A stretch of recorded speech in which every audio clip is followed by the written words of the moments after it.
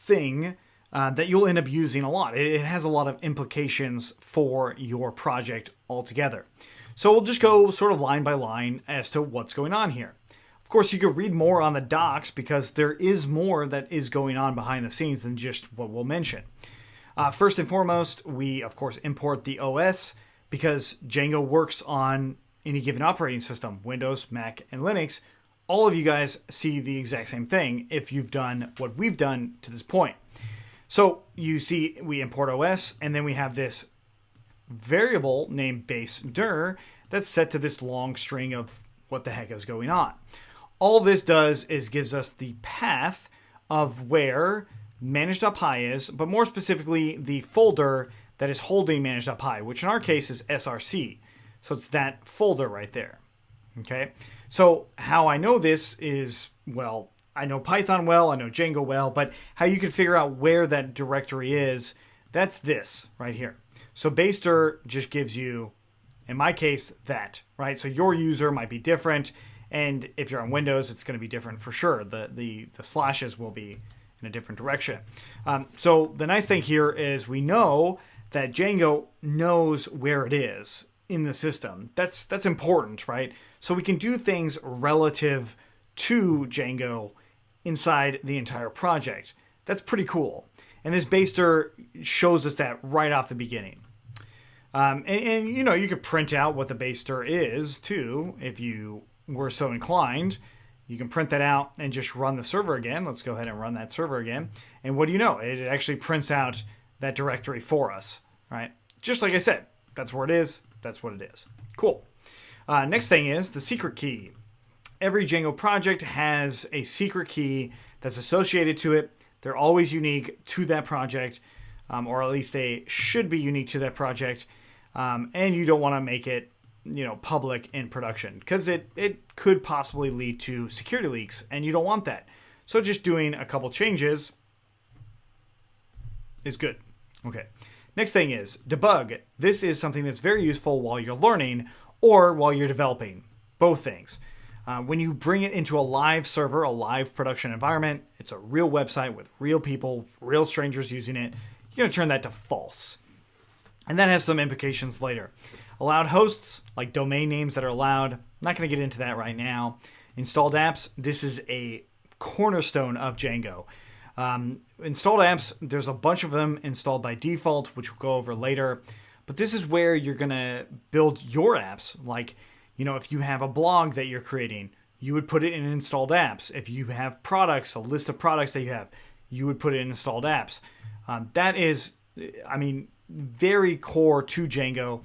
And think of apps more in terms of components than apps, right? So like apps has taken on a new meaning, like your mobile phone has a bunch of apps. It's not like that. It's more of like little pieces of the greater Django project itself.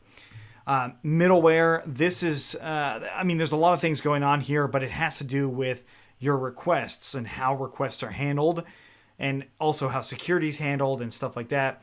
This is something we'll go over later. It's definitely more of an advanced topic, but it's nice because it allows us to know that there's a lot of security features built in, as we can see with some of the ones that are already there. Root URL conf, this is something we'll definitely cover for sure too.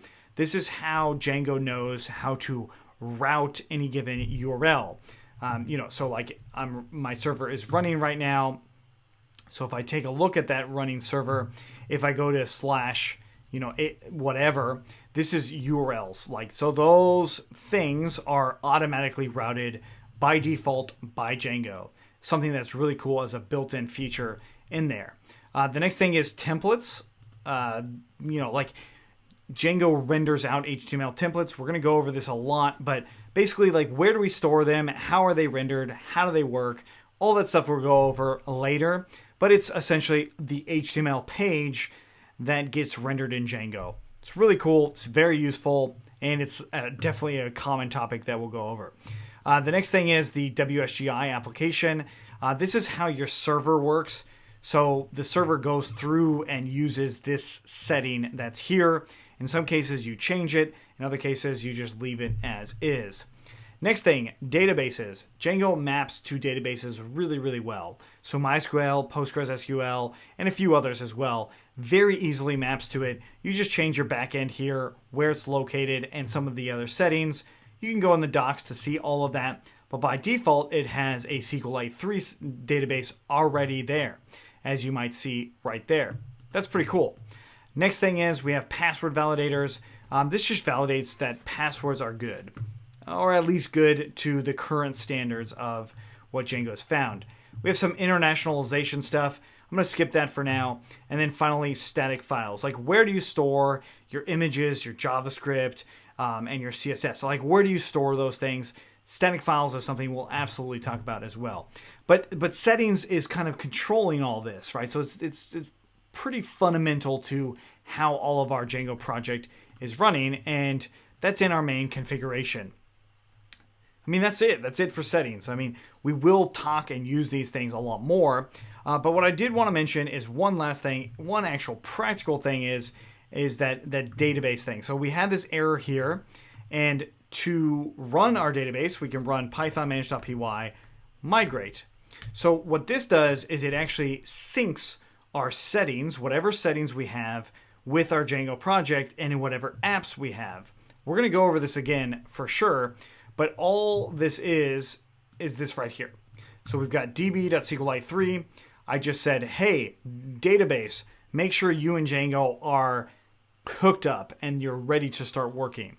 So if I actually change this to db2, I could run migrate again. And what do you know? Django actually creates a brand new database for me. Now, this is pretty much only true with SQLite. If you had MySQL or PostgreSQL, you would have to create those databases themselves. But for us, we can just do whatever you'd like. As far as the database is concerned, I'm going to go with the default of db.sqlite 3. I'm going to go ahead and delete that file. Now we have a better understanding of how settings work. Let's go ahead and create our first app. See you in the next one. Make sure you subscribe to get everything on joincfe.com.